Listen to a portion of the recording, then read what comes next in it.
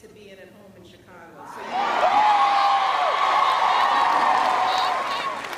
I want to start by thanking Linda for that very kind introduction, and to hear about all the wonderful work she's doing in her community and for the campaign, and the fact that she's going to be focused on nothing else for the next 18 days. We love that. Let's give her a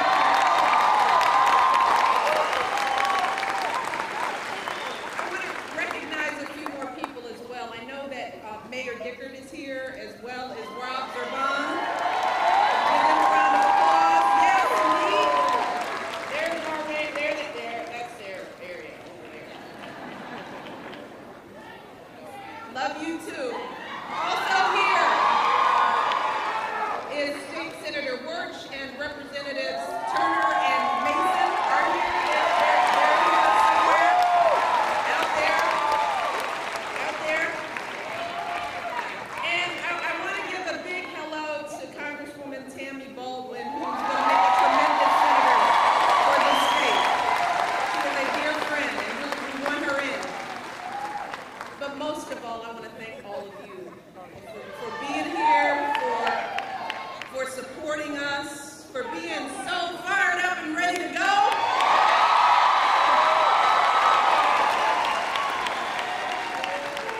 And I have to tell you that one of the things that makes me very excited after hearing my husband talk about his values and his vision for this country during the debate on Tuesday, that makes me pretty fired up and ready to go too.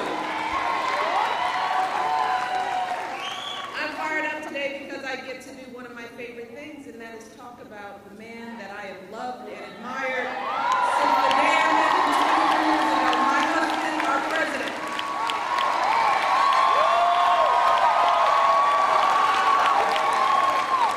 As I said in one rally, see, the thing about campaigning is that I get to say all these nice things about my husband, and he doesn't always hear it.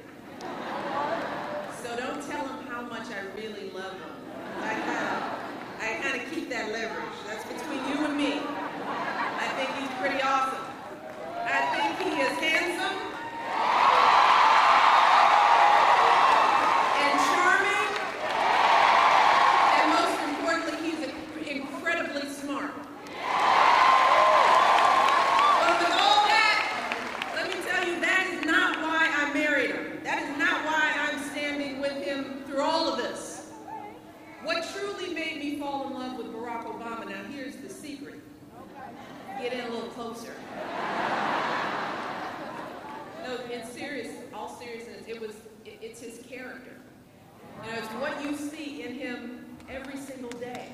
It's his decency, his honesty. It's what Linda said. I know as his wife, I've always been able to trust him. He does what he says. He has compassion and conviction. That's why I married him. And that's why I'm here making sure that he's going to be our next president for 4 more years.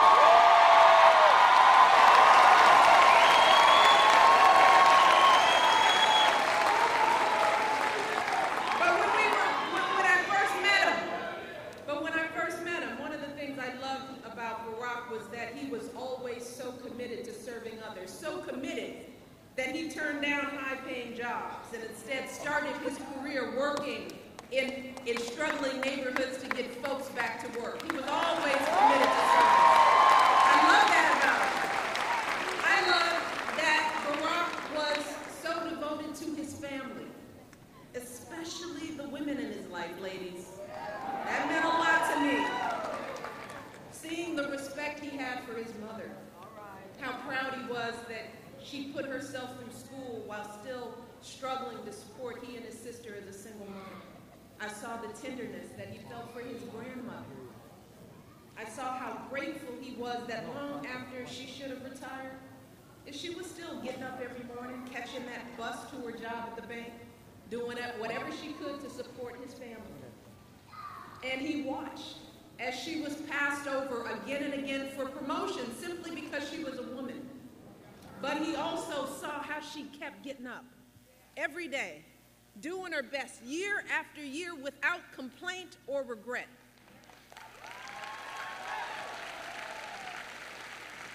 And with Barack, you see, I found a real connection because in his life story, I saw so much of my own.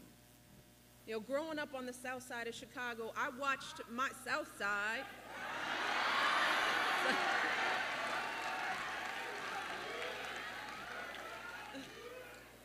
But I watched my own father make that same uncomplaining journey every day to his job at the city water plant. And I saw how he carried himself with that dignity. We've seen it, right? That same pride in being able to provide for his family, that same hope that his kids would one day have opportunities he never dreamed of. See, like so many families in this country, our families just weren't asking for much. They didn't want much. They didn't begrudge anyone else's success. They didn't mind if others had much more than they did. In fact, they admired it. That's why they pushed us to be the best we could be. But here's what they did believe. They simply believed in that fundamental American promise that even if you don't start out with much, if you work hard and you do what you're supposed to do, then you should be able to build a decent life for yourself and an even better life for your kids and your grandkids. And they also believed in something very important, that when you've worked hard and done well and you finally walked through that doorway of opportunity, you don't slam it shut behind you. No, you reach back and you give other folks the same chances that help you succeed. See, that is how Barack and I know so many of you were raised.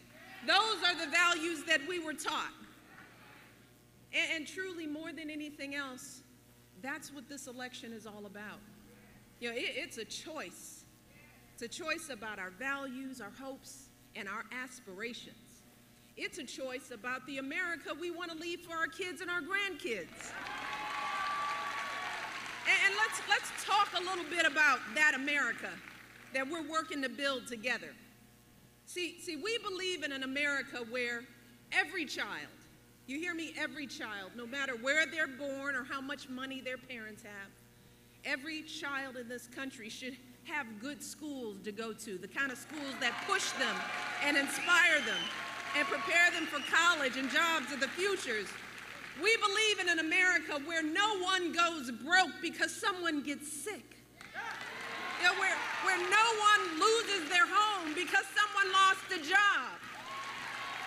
We believe in an America where we all understand that none of us gets where we are on our own.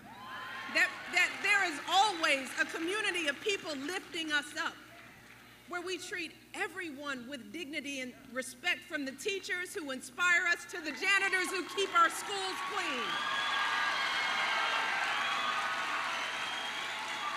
And we all know that in this America, the America we're working for, that when one of us stumbles, because all of us have the potential of stumbling, when one of us falls on hard times, we don't turn our backs and tell them, tough luck, you're on your own. No, instead, we extend a helping hand until they can get back on their feet.